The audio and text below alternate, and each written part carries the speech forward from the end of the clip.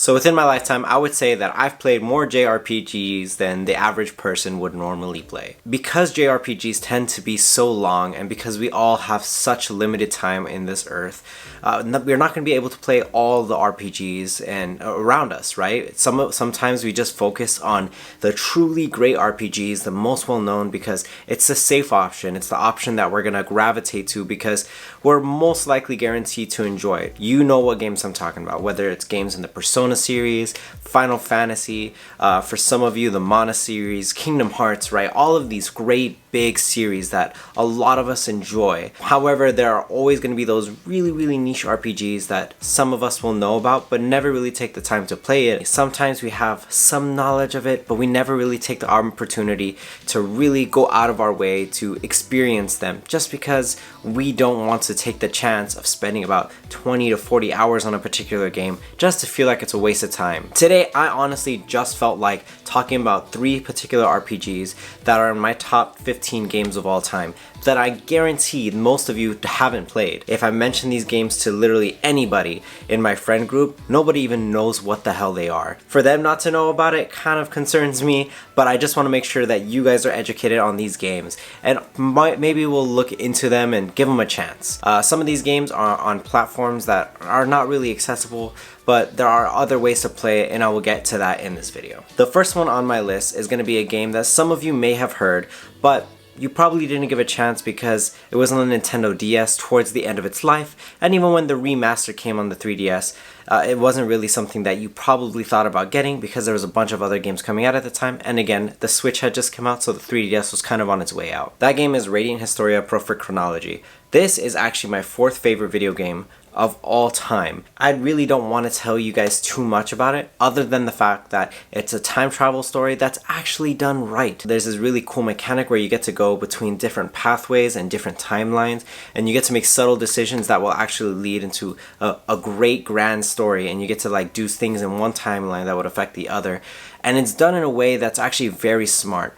Almost, I would say, as smart as something like Back to the Future, right? Like where the time travel rules in that movie were so solid that it's a timeless classic. Now, if it was up to me, and if you definitely could do this, I would definitely look at the 3DS version, especially on the eShop right now, because I think it's going to be the most accessible way to play it.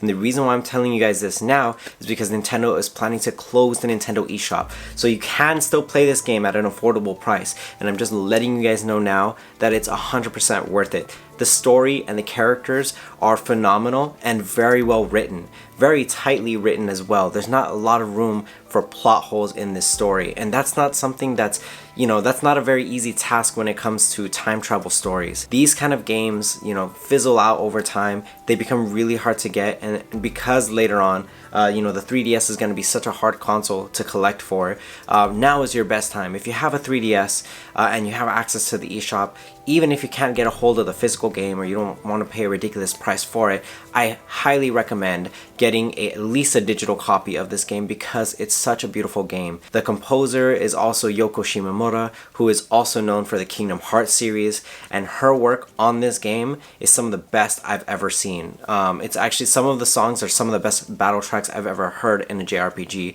the final boss being one of them. So the battle system is turn-based as well, and that was one of the other reasons why I like this game, because it actually has a very unique battle system that utilizes a grid and characters that are able to swap out, kind of like Final Fantasy X, and there's a great leveling system as well. Overall, this is a very polished game. It's one of my favorites of all time for a reason. It's one of those games that, I'm going to be honest with you, its biggest flaw is that it takes about 2 hours to really sink your teeth into it, but after those 2 to 3 hours, once you start getting used to the mechanics, my gosh, it's an adventure that I couldn't just stop playing. I would really appreciate if you guys gave it a chance, especially because it is going to go out of the eShop soon, so this is your opportunity to give it a shot. Now, the second game I'm going to be talking about is going to be pretty controversial. It's a game that was developed by the father of Final Fantasy, Hironobu Sakaguchi, and is composed by Nobuo Uematsu. This is very rare for Nobuo Uematsu nowadays. Usually, he just kind of composes 1 or 2 tracks, like for the Final Fantasy games, and maybe a few select songs and a few other RPG projects. It's very rare that he's going to be composing full soundtracks like he did during the height of Final Fantasy, and this is going to be probably his last soundtrack. That game is Fantasian. Now this is an iPad mini, and that's how I was able to play through the game, but I was also able to play through it on my iPhone and Mac. I already know the number one complaint about this game is that you want it on other platforms like Switch, like PlayStation, and I totally get that. I'm in the same boat. This game, even though it's on these kind of like mobile devices, it's one of the best games I've ever played, I would say, in the past 5 years. It goes back to those classic JRPG roots that we all know and love from the Final Fantasy series. It's a challenging game. The first half of the game, I would say, is just kind of getting you into the mechanics. The second half of the game is like one of the hardest RPGs I've ever played. As someone that's been like a veteran for like the Final Fantasy series, some of the Persona games, some of like the tactical RPGs from the Fire Emblem games, those are really hard games, but I've never really experienced a difficulty spike like I did in Fantasian. Battle system aside, why else am I recommending this game? Well, it has wonderful music, it has great characters that get depth. Some of them get more depth than characters I've played in other JRPGs. The story is also really good, really tight, and has a really good message. I really did get attached to some of these characters. I have tried to play JRPGs in the past on my phone. They never come out quite right. Even the Final Fantasy remasters that recently came out, I wish I just bought some of them on, Steam or something. I do have a PC as well as a Mac, and some of those games just do work better on Steam. I will totally admit that, but Fantasian, honestly, from the ground up, was very thought through. You can play with a controller if you wanted to. So if you're playing at Mac or Apple TV or even your iPad in a lot of cases, you can play with a PS4 controller, and you can even play with an Xbox controller if that's your preference. You can play with a lot of Bluetooth controllers as well. And that was one of the reasons why I loved the game so much, because of how versatile it is. I can get home, connect to my Apple TV and play it that way with a controller. And then when I was on the go, I can play on my phone and continue my progress. It wasn't one of those games that had like really shitty touch controls. It was very thought out to be, played on your phone if you didn't have a controller or something, but it was also very thought out to play with a controller as well. And I promise if you do give it a chance, you will find something to enjoy in this JRPG. I don't say that very lightly.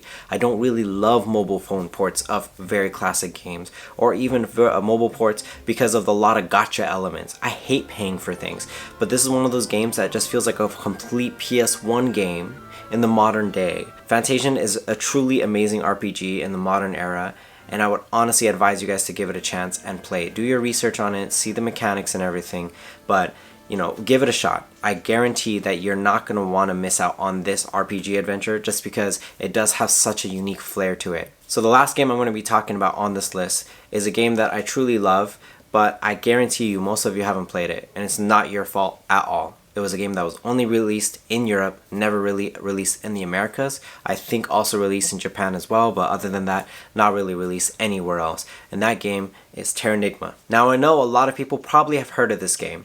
It comes from a studio that has been closed down, but they've also made games like Illusion of Gaia, Soul Blazer, ActRaiser.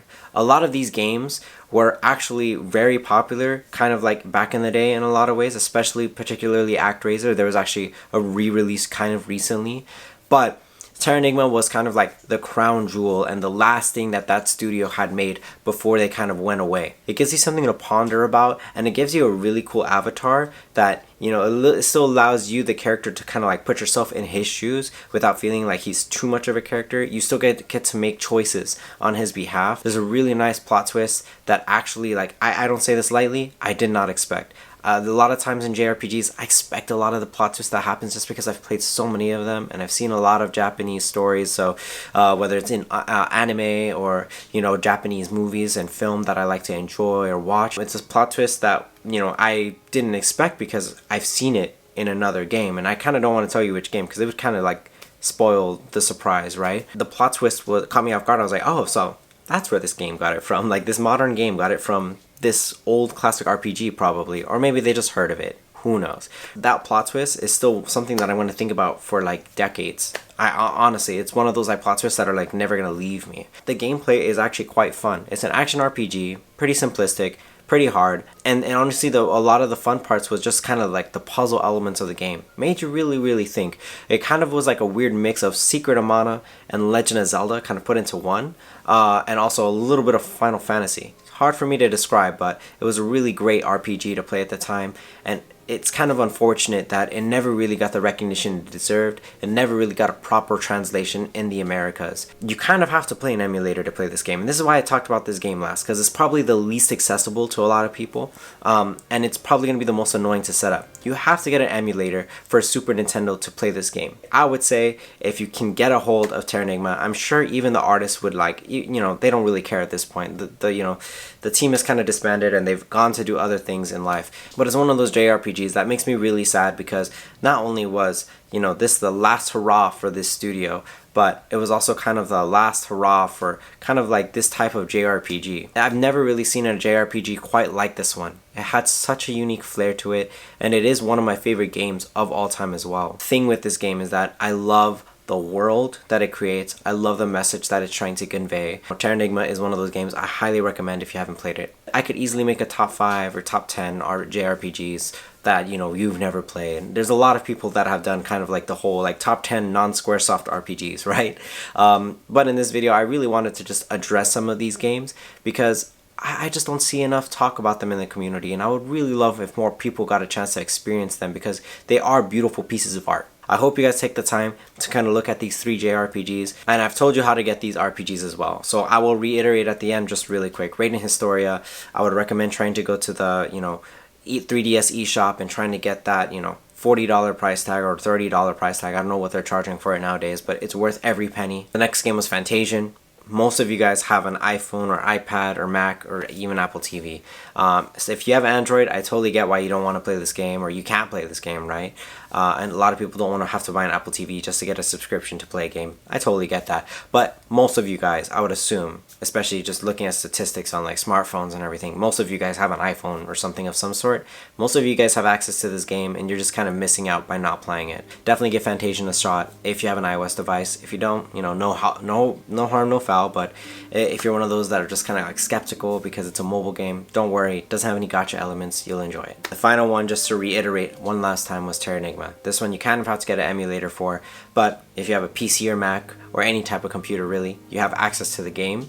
Just gotta download it and play it through, and I guarantee you that this is going to be a game that you're going to love and appreciate, especially if you enjoy those classic Super Nintendo RPGs and can appreciate those kind of old classic games. Thank you guys for taking the time to watch this video to the end.